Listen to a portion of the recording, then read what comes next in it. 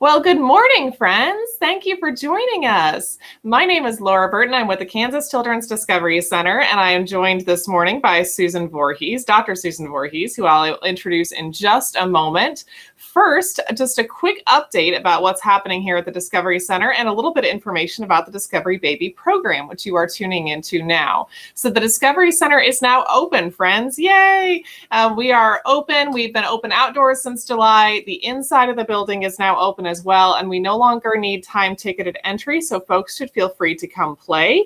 We are open from Wednesday to Sunday every week, so we're open 9 to 5 most days except Sunday when we're open noon to 5, and Thursdays we're now open till 8 p.m. So we now have an evening once a week, which a lot of people have been very excited about.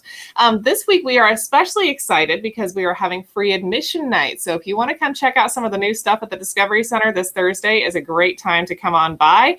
From 5 to 8, we have free admission sponsored by Advisors Excel. So lots of fun things at the Discovery Center. But one thing that we are continuing this year is our Discovery Baby program. And this is the second video we've done as part of Discovery Baby. Discovery Baby is a program that started before the pandemic. We had in-person sessions here at the Discovery Center. We're going to go back to those pretty soon. In the last year, we've done virtual programs, and either this one or maybe the one after will be our last virtual program for Discovery Baby. We may still do those in addition to in-person sessions. We're figuring that out, but we're very excited to have Dr. Susan Voorhees with us today for a very important session called Happy Parents, Happy Baby, which is about how parents can take care of themselves and make sure that they are in a good place to be parents. This is a really important program for me, and I know for a lot of our staff here at the Discovery Center. I have 2 kids of my own. I have a 3-year-old and a 6-year-old, and I remember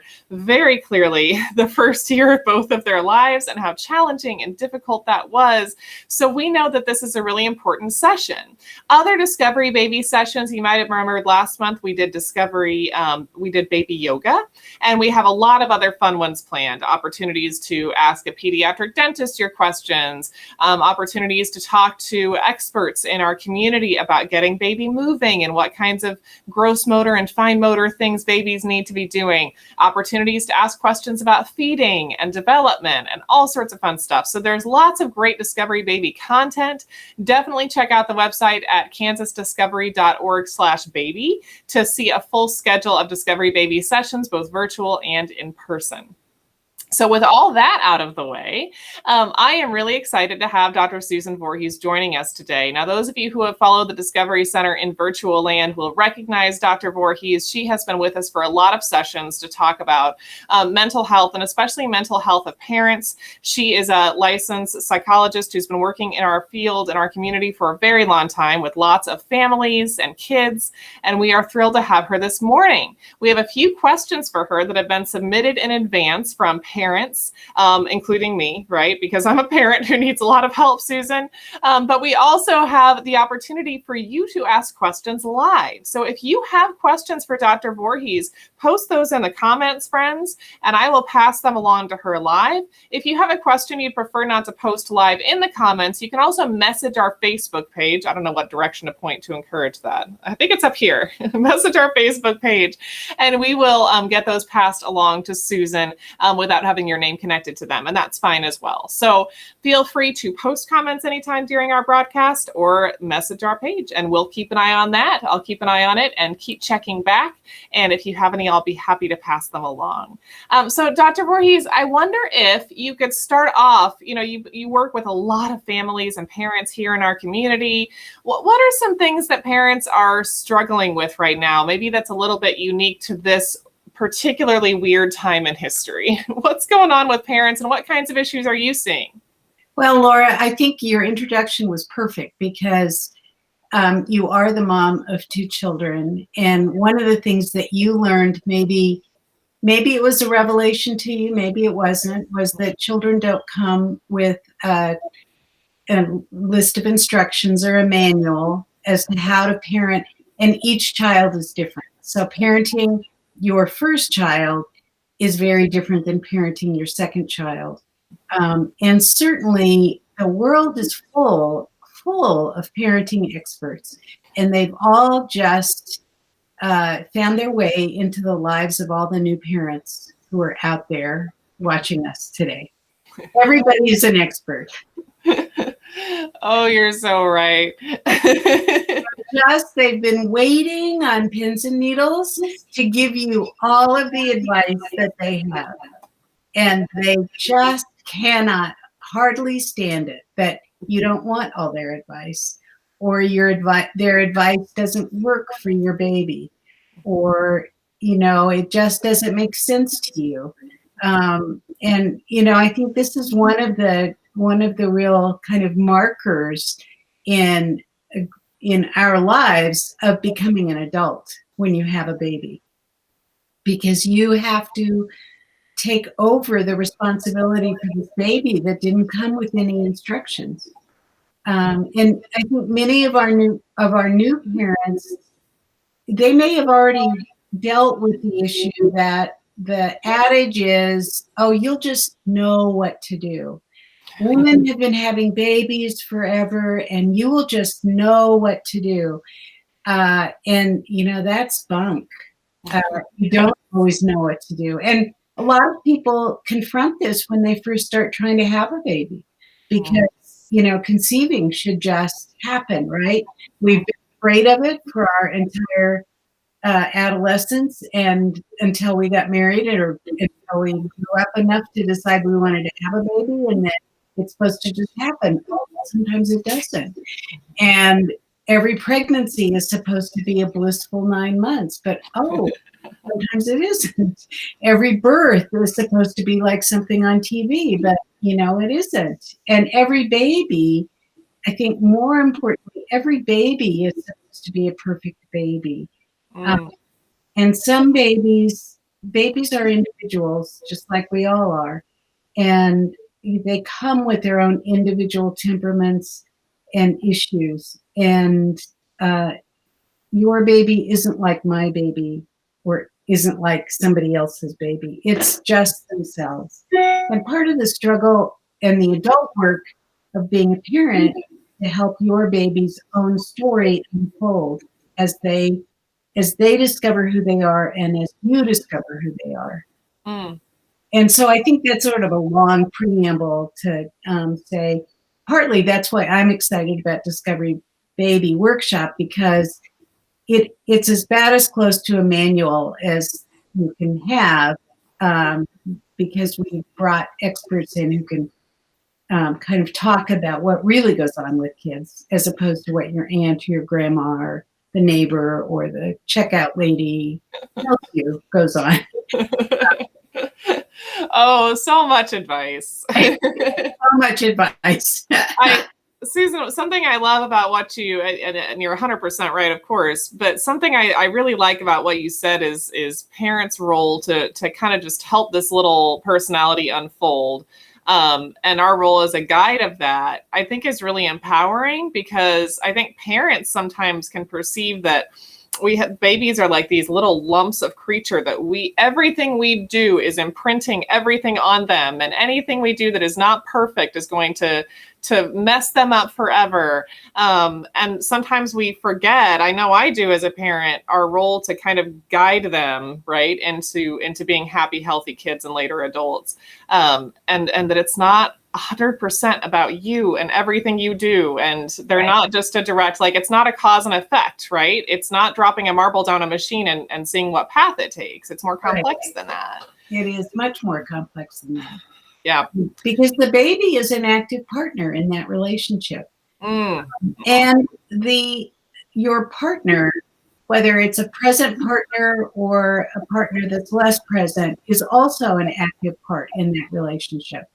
And I think that's sometimes what's really hard in couples, is that the one seems to be more comfortable with the baby or understand the baby when what the baby needs more than the other. And then, that gets into their adult relationship. And, I think, Laura, one of the things that has really struck me over the years is that I'm not exactly sure that we are helpful to new parents, in that we don't give new parents permission to struggle. We don't give them permission to feel that loss of their own individual identity. That, for the nursing mother who feels like she hasn't gotten out of that rocker in 2 weeks, and that she has no control over her own body, or that father who comes home excited to see his newborn, only to have the baby cry incessantly as soon as he picks it up, and to stop crying when he gives it back to, the baby's mother. Those kind of things, people don't talk about how painful that is to us as people, and how that shapes how we feel about ourselves as parents. And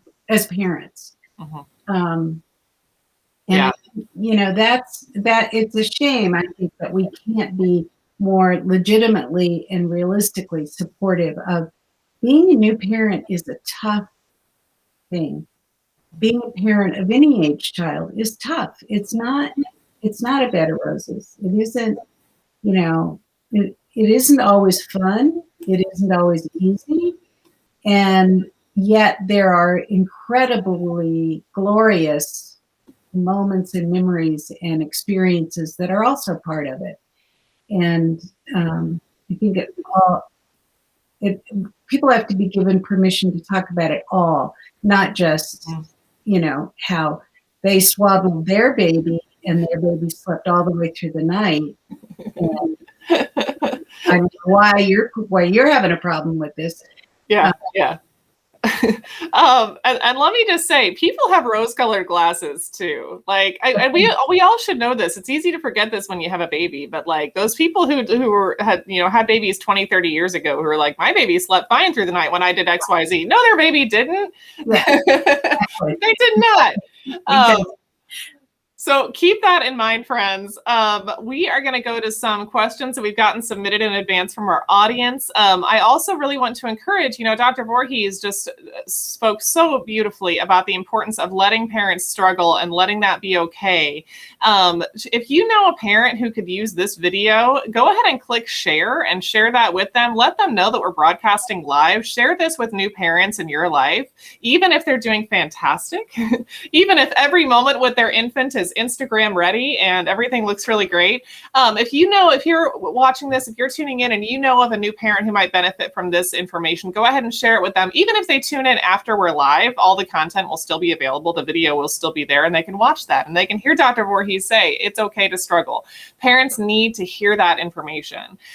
So we're going to go to questions. And again, you can post them in the comments or message us if you have them. But we have a few questions from the audience, Dr. Voorhees, and these are things that I think you're very familiar with. I think parents have some very similar questions. Let's do this one first. A new parent who says, I am exhausted with my newborn. Everyone keeps telling me, the advice again, right? We just talked about. Everyone keeps telling me to sleep when the baby sleeps. But how can I do that when it's my only time to eat, clean, work out, cook, do anything? So one of my first pieces of advice is tell people around you what you need. So that list of what you just gave, eat, sleep. Eat would be number one. Sleep would be number two. Maybe go for a walk would be number three. Doing the laundry, there are other people in your life that can do laundry. There are other people in your life that can cook.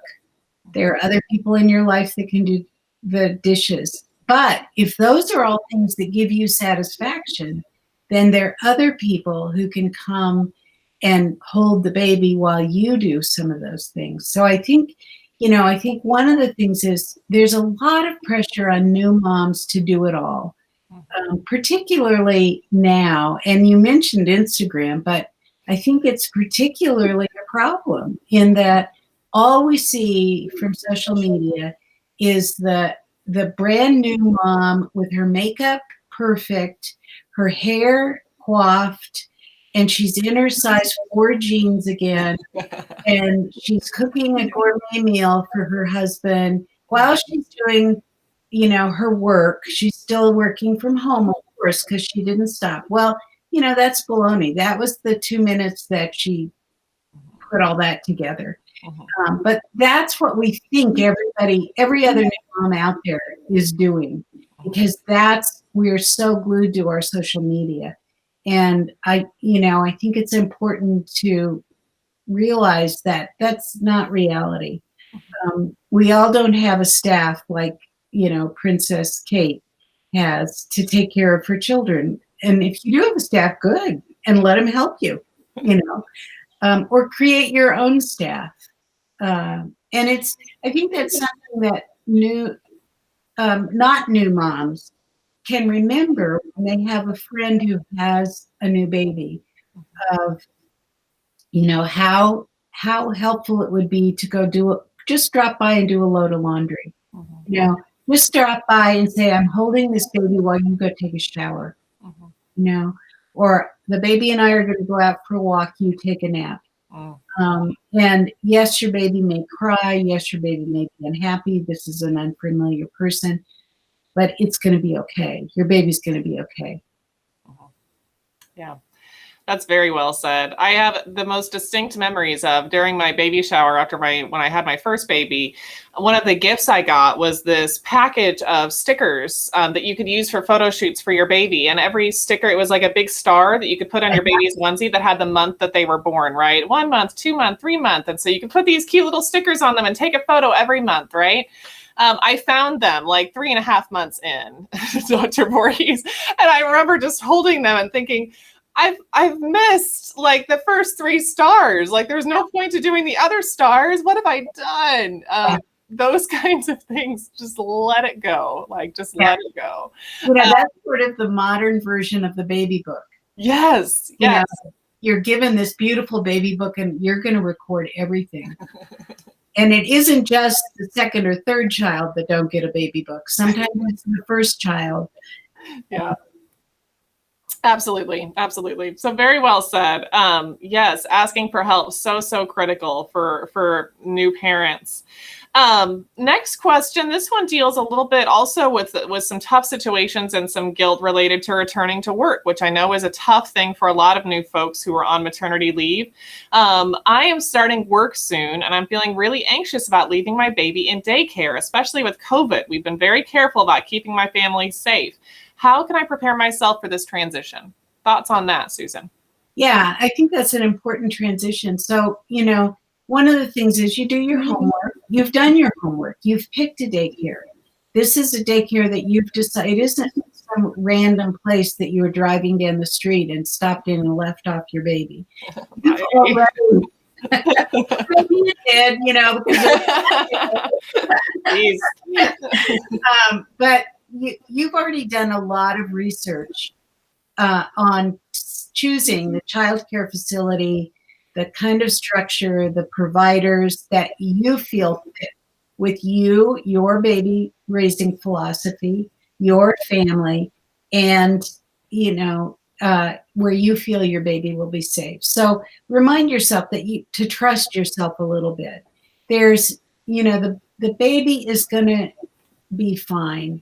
The questions that you have, feel free to ask the questions. I'll tell you, if you have chosen a child care provider who won't answer your questions, who won't tell you what they're doing to keep, clean during COVID, or, how they deal with, that's my baby. Hey, Popper.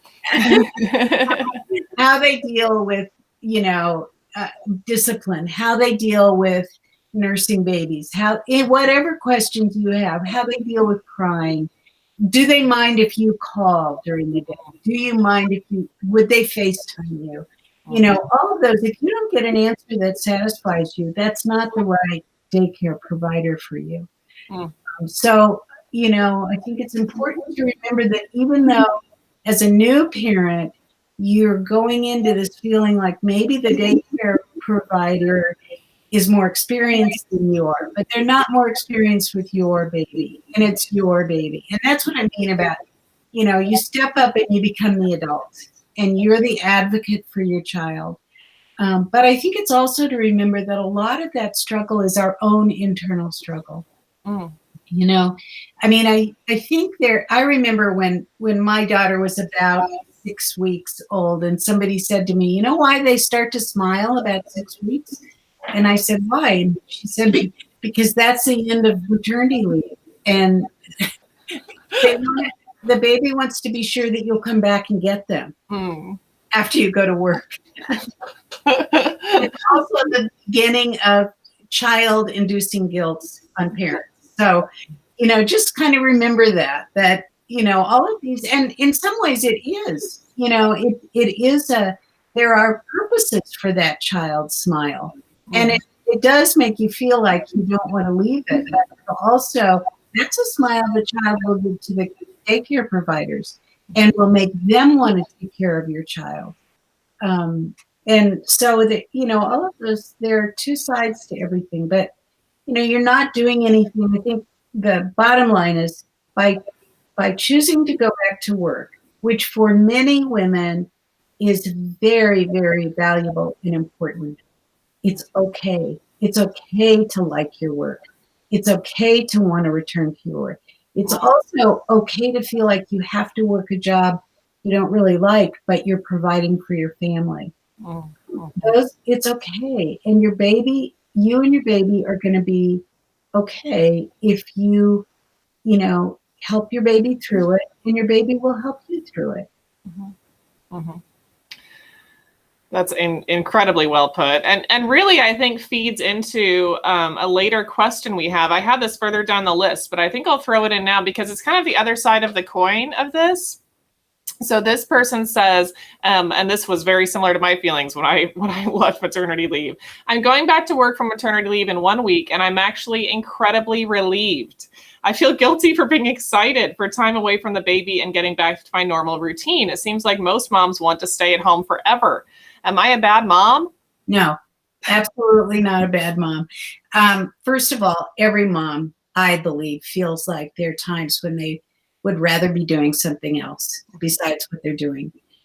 And I think, Laura, that's one of the times when moms don't support moms enough. That it's an individual personal decision to return to work or not to return to work.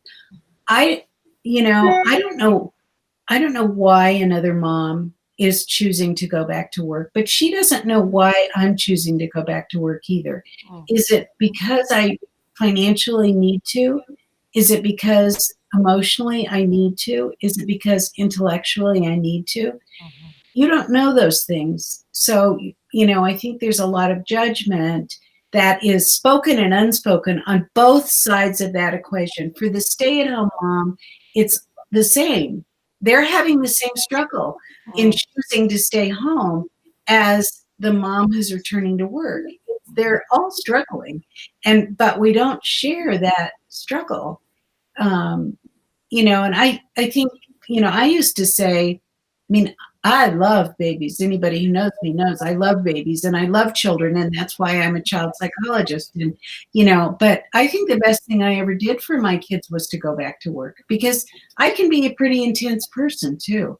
And it allowed them a time away from my maternal intensity, where, I am a child development specialist. And so, my God, every little thing that my baby did, I was analyzing it and comparing it and enriching it and, commenting on it. And boy, I think she was really relieved when I finally went back to work. So she could have a little space just to be a kid.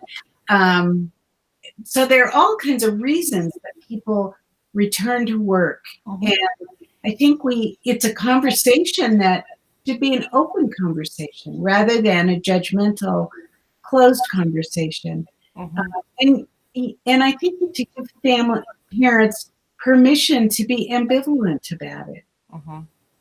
That's okay, because nobody else knows the dynamic of the parent group either. Right. So and we don't want to share the intimacies of our lives with everybody, but sure.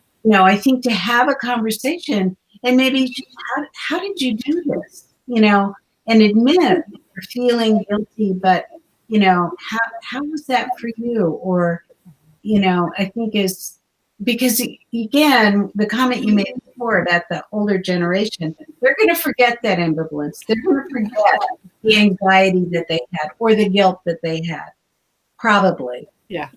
And they're going to be on one side or the other. Oh, best thing I ever did was go back to work. It's a piece. Don't worry about it. Everybody will be fine. Well, you're allowed to worry about it. It's okay to worry about it.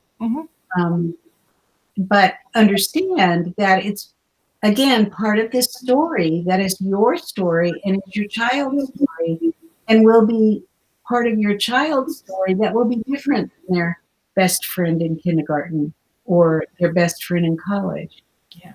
But it's what makes us all people. Gosh, I love that. And I love your perspective on, how beneficial it can be for kids to see their moms in particular in the workforce and doing amazing things. I was raised by mostly a stay-at-home mom when I was younger, but she was a stay-at-home mom who was also going back to school. My mother finished her college degree the very first few years of my life, and she graduated from college with her education degree when I was, I believe, 5 or 6. So I have very clear memories of her studying and sitting in the back of college classrooms with her. But what I remember most clearly was her graduation day. And I was sitting next to my grandmother, and my grandmother talked about how hard my mother had worked. And what I remember very clearly about that day is how proud I felt of her. And for a little girl to feel that pride in seeing my mother and how hard she had worked and knowing how important that was for her, that's an amazing feeling for a kid. It's something I've never forgotten. So I think sometimes we think a lot about the missed moments and not being there for every puzzle our child completes. But there are really valuable gifts we can give our kids in all places in that spectrum, which is easy to forget. And so I remember that very clearly as a child. It's harder for me to remember as a mother. That's tougher. So, Laura, I'll tell you another angle on that. When my daughter was about, well, I don't know, she was just beginning school, and I left one job and was going to open up a private practice. And I told her that I was not going to work at Vinegar anymore. She burst into tears. Oh, no. Oh my God, what happened?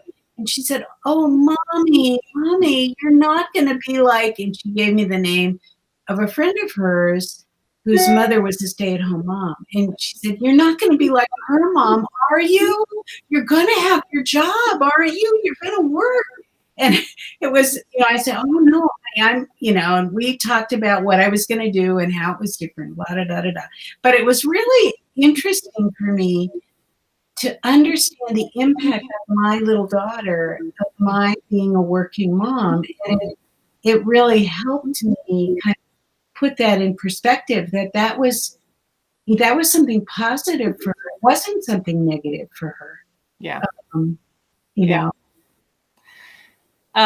Yes, kids benefit from such a range of family situations. And I think that's so critical. That's so critical for families to know. Let's talk about partners for a minute. And of course we don't have exclusively moms tuning in, but I know we have a lot of moms. I'm guessing this question is from a mom who says, how can I negotiate getting more help from my partner with our newborn? He won't wake up at all when the baby cries overnight, so I have to do it all, and I don't know what to do. Thoughts? Yes. But first of all, I want to apologize to any fathers that are out there. I'm sort of using mother generically. I think one of the things that is really, really critical for partners is to begin a conversation from the very beginning about what their expectations are and what their needs are. Now, you're not going to know before your baby's born what you really need. So you're going to have this sort of idyllic conversations about your philosophies about education and about discipline and about the trips you're going to take or the things you're going to introduce them to or the foods you're going to cook for them or, the games you're going to play, which is all really, really important. And hopefully you also talk about what your own childhoods were like, because that our own childhoods inform the way we parent. But once the baby is there, I think the ongoing conversation, not as an accusation, you're not pulling your weight, but again, this is what I need. I need a little more help. but being willing to listen to what your partner needs as well. Because I think one of the things that often happens is the primary parent trains the other parent. First of all, the fact that there's even that kind of a designation of the primary parent means there's a secondary parent, which there's no other way to talk about it. But the person who spends the most time with the baby knows the baby best, knows how to calm them, knows what their cries mean, knows what they're interested in. They just know them a little better just because they're more familiar with them. So, often the parent who doesn't spend as much time with the parent feels like an inadequate parent and feels criticized when they're told, I don't do it that way. That's not how you change his diaper, instead of being able to open up a conversation about, this is what worked for me, but I don't know if it works for you. And sharing what you've learned about the baby, but also being willing to step back and let the other partner learn about the baby. They're not going to get it. They're not going to do it the way you do it. They're not going to get it right the first time. They're not going to be as comfortable as you are because we just learned the one who wants time to take a shower or go for a walk or wash the dishes. You've been holding this baby for months. And I think, we have to realize that we're really partners in this, and it's sharing and allowing your partner to grow. It's not going to hurt the baby. If the partner holds the baby a little differently than you do, that's good for the baby to learn that they're safe and they're cared for with people who smell different, feel different, hold them differently, have different tones of voice. The only time to really intervene is if there's this danger. But, other than that, you got to let somebody try out because they didn't get the manual either. And, they're learning at the same rate or maybe a little slower rate than you are if you're the primary caregiver. Yeah, that's really well put. I feel like I've heard that particular situation from a lot of new moms, the I wake up and he doesn't. And sometimes I know there's breastfeeding, obviously, breastfed babies. And sometimes moms feel like, well, I have to do all of it because I'm breastfeeding. But there's a lot of help from your partner in just being that second set of hands to do the diapers and to do some of the night wakings that don't involve feedings. And it's okay to wake your partner up. Like, it's okay to say, hey, baby is crying and it's your turn. Because not waking up is not a reason to not pull whatever fair share you can of the night wakings. And some of that may be biologically based too, because I think we do know that moms don't sleep as well after. I mean, they get trained for it. That's why the pregnancy is 9 months long. The mom is getting trained to not need as much sleep and to be responsive to this being. I mean, the partner may be, kind of by proxy learning some of it, but it doesn't have the same biological pull. So, and some partners will say, well, you don't leave them long enough for me to wake up, which is true, so I think that's part of what you have to have the conversation about, because I know with me, I wanted to jump up the first time I heard a little out of, I wouldn't even let her try to figure out, did she want to wake up or did she want to stay asleep? Much less let my husband wake up and feel like he should go and get her and bring her to me to nurse, and lay with us while she nursed. I mean, there are all kinds of ways you can make your partner part of the nursing process if you work at it. But, I think, again, that needs to be an open conversation and a deliberate. It has to be deliberate. That makes a lot of sense. Absolutely. Another question, and this was one you actually talked about a little bit at the intro, at the onset, but we've got some new people tuning in. So I want to throw this at you and see if you want to talk about it in more depth. How can I deal with well-meaning people giving me parenting advice that doesn't apply to our situation at all? Your social smile that you wear at a cocktail party or at a business meeting. You plaster that one on your face, and you very kindly say, "Thank you." Thank you, and you leave. I remember being at my daughter's baby shower. She was born before her baby shower, and she was born before we knew babies could have reflux. Probably had reflux, so she could be a very cranky baby. And I had been nursing her all day long. And then we get to the shower, and a friend of mine who was a well-known child psychiatrist said, "Oh, she's hungry." I wanted to punch him. The last thing this baby was hungry. And the last thing I had was an ounce of milk to give her. And I left. What I did was I left the room. But I've thought a lot about that in terms of he was trying to be helpful, and your mom's trying to be helpful when she says, "Oh, hold the baby this way, do this with them, do that one with them." So I think it's not a malicious kind of information that they want to give you, and it is painted with the brush of hindsight. It, of course, always worked for them. And, they also probably assume you've never heard that piece of advice before when you've heard it any number of ways.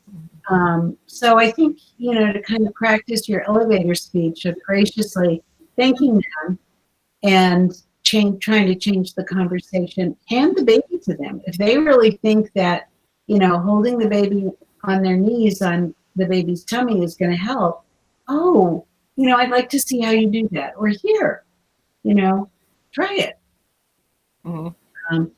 But I don't think there's much we can do to get away from the fact that people are going to give us advice. But I think what we can do on the other side of it is recognize that not everybody wants to know our advice. And so if you have a particularly rich, wonderful piece of advice, ask first. Can I tell you? Can I show you? Would you like to see? This worked for me. Maybe it will for you.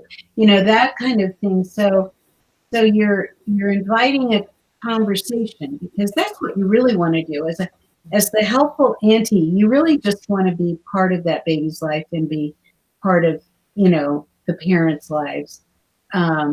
You're really not being as judgmental as sometimes a new parent hears it. Because the parent is sleep deprived and hears everything is a little critical. Yeah. So, again, it's that for us as the advice givers to be careful about our advice and give it with the, I don't know if this will help, but, I had this trick worked for me. Do you want me to show you? Which is much better than, "Oh, put that baby down." Babies are held too much. Or, you can't, okay, you put her down. See how that works for you? They're held too much. They're not held enough. They get too much time inside, too much time outside, too much time with toys, too little time with toys. Whatever it is, you're not going to be. No. Yeah, no, absolutely. But that's great advice. And those can be some tough moments, especially I think with family members, the people you see again and again. I have the experience of sometimes people getting kind of fixated on a certain piece of advice and then chalking everything up to it. Well, oh, so you didn't have a good night last night? Well, if you did what I had told you to do. Yeah. And oh my gosh, that's the kind of thing that as an exhausted new mom will just make you not have your best moments. Right.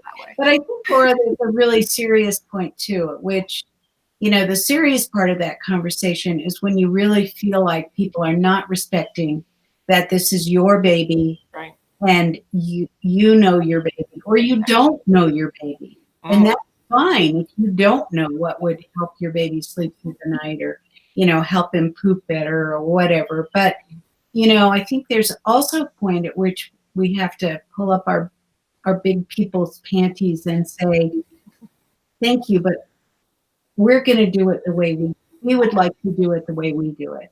Or, I know you care, but I'm his mom. Yeah. And I need to do what I feel right as his mom. Yeah. And it's okay to say that, even to your grandma, even to your mother, certainly even to your mother-in-law. Because the ultimate is you are that baby's mother. And if they don't figure out how to back off, you will back off, and they won't see their beloved new baby as much as they would like to.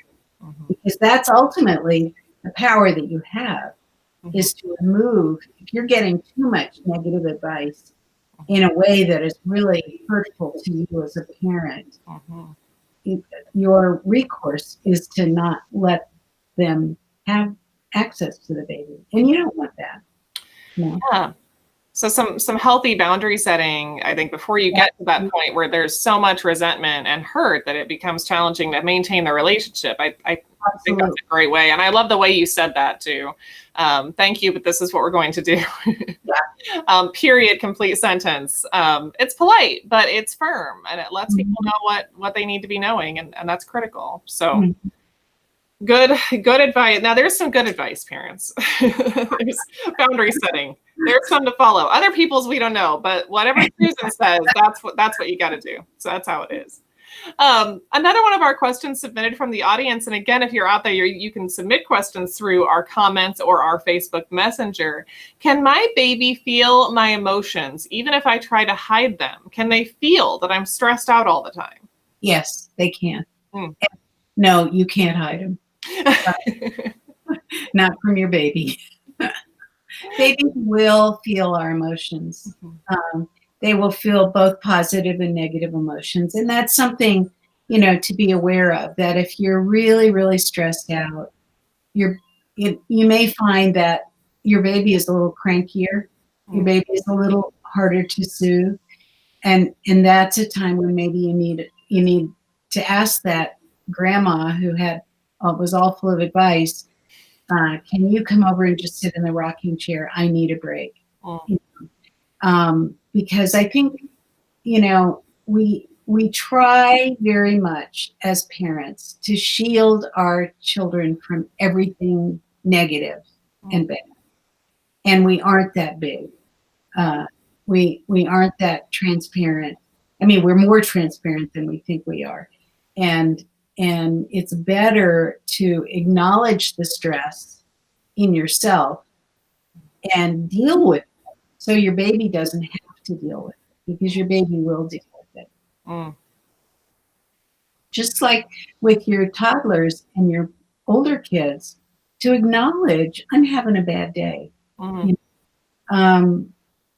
it's okay. You don't have to take care of me, but I need to take care of me. And that's sort of what you're saying to your baby when you say, you're dry, you're fed, I don't think you're in pain. If you need to cry for a little bit, I need to put you down. And one of the things, our job as parents, and starts from the very beginning with our babies, is to help them learn self-soothe and self-regulate. And if they're dependent on us to do all their soothing and regulation, they never learn how to do it. And it's just like you're training them from the beginning how to sleep, how to eat, how to see the world, how to hear, how to talk, how to do everything. And part of it is how to deal with emotions. And it's a good model for your children if you acknowledge your emotions and take care of them, so that they don't bleed over into all your other relationships. Susan, you mentioned toddlers, which reminded me of one of my most difficult transitions as a parent, which was the 1 to 2 kid transition, which was so tough. And I think part of the reason it was really tough for me is because I really felt like, I'd had my kiddo, and it had been us and her all this time. And we had our routines and we had our fun things we do. And she had her snacks that I fixed her exactly how she was used to, and the things that we did. And I felt like I was abandoning her when baby came home, and all of a sudden it was 24/7 baby. And she was sad, and she told me she was sad, and you're not spending time with me. And it's not not like it used to be. I think at one point she even said, I liked it better before we had the baby, right? That was heartbreaking for me as a mother. So can you speak to parents who are doing that 1 to 2 transition or 2 to 3 transition, who are feeling like their older kids might not be getting the support they need? What does that look like for parents? I think what's important is for parents to recognize that that happens. And a lot of parents do. They'll talk about their fear of having the second child or the third child is that they're not going to be able to love them as much as they love the first one. And, I think in terms of that, everybody's an individual and you will love them as much, but differently. And it may not feel the same. There's that first child, only child rapture that they're the center of your world. For many parents, for some parents, it's not. But you don't have the luxury of that with your second child. So in some ways, the second child also loses out on being able to be the total focus of your world. They never get that until the first one goes off to college or, something. But I think to be able to talk to your older child about, things are going to be different, but it doesn't mean I don't love you anymore. Or, it doesn't mean, we can't have endless tea parties, but we can sometimes, and there are things, and I think the sibling classes are really good for that. Yeah. But as much preparation as you've done with your child, there's still going to be those moments at home that you thought you prepared for it, you thought you talked it through, you thought they understood, but their own emotions get in the way. And, that has to be dealt with. But that's part of being a good parent, is to respond to the emotional needs of your child.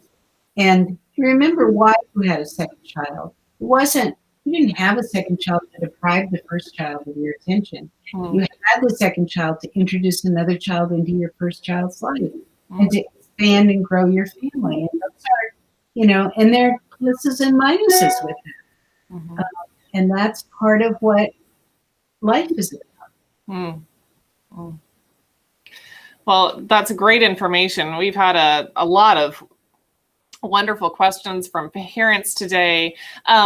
What other thoughts, Dr. Voorhees, as we wrap up? We're in our last 10 minutes. And of course, if we have any last minute questions, people can still feel free to post those in the comments or send them to our Facebook Messenger. But do you have anything we haven't talked about that you think is really critical for new parents of babies as they're navigating this very difficult new world? Yeah, I guess my overall advice is, you don't have to fall in love. There's not this magical, like Disneyland experience when you have a baby, where you fall desperately in love with this baby.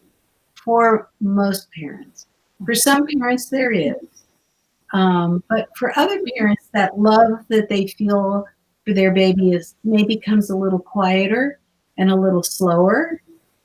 Because they're adjusting their whole life. And, they may be dealing with things. I think the other piece of that is that we all give birth to sort of the perfect version of ourselves. That's who our babies are. And, part of that falling in love is being able to gratify that. I know my faults, but this baby isn't going to have any of them. They don't have any of them. And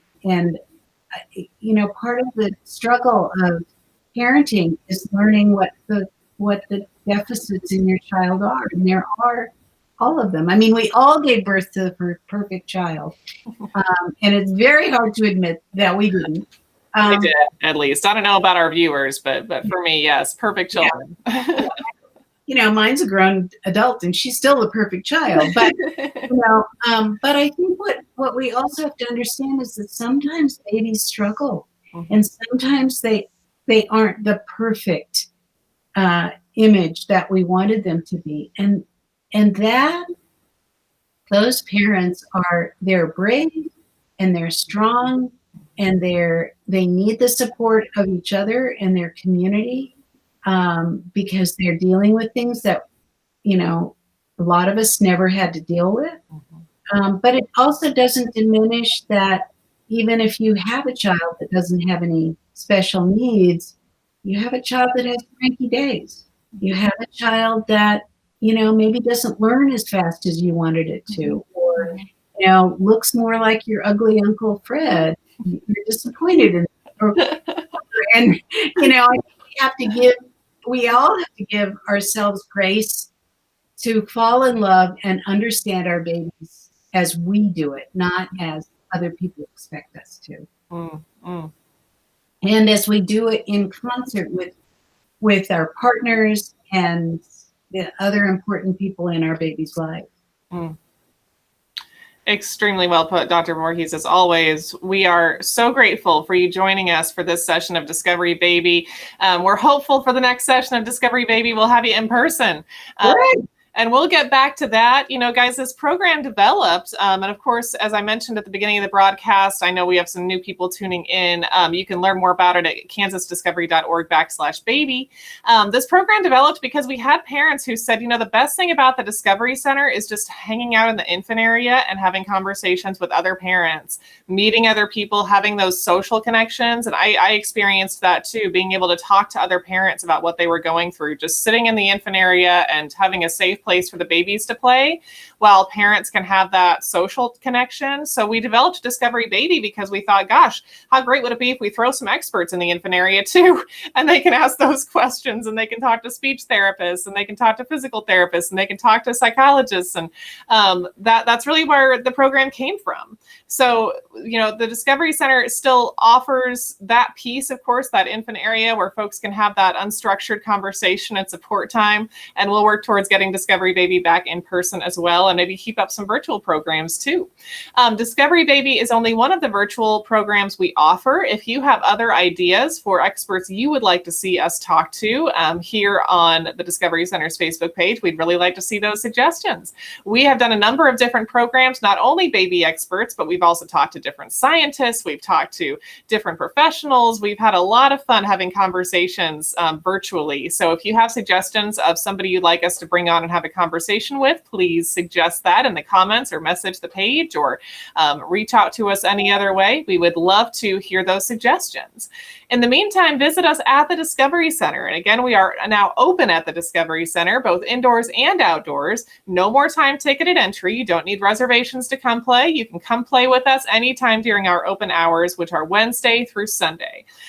Wednesday through Saturday, we're open 9 to 5, with evenings on Thursday. We're now open until 8 o'clock on Thursdays. And Sunday, we're open noon to 5. This Thursday, again, is free admission night, sponsored by Advisors Excel. So if you haven't been back to the Discovery Center to see our new exhibits, Thursday night is an awesome time to come check us out, because Advisors Excel is paying for your admission. Yay! So come on by and see us. Parents of babies or parents of anybody who wants to come explore the Discovery Center and have some serious fun. So without further delay, I will wrap up this video, Dr. Voorhees. And again, we are deeply grateful for your time. Join us next month. Stay tuned for our Facebook page to see if we're going to be doing it in person or doing another virtual program. But we want you to join us next month for Discovery Baby. We will be offering Discovery Baby programs all year long, and they are all free programs. So we'd love to have folks join us online or at the Discovery Center to enjoy those. Thank you, Dr. Voorhees. Have a fabulous day. And thank you, everyone who tuned in. Good luck with those babies.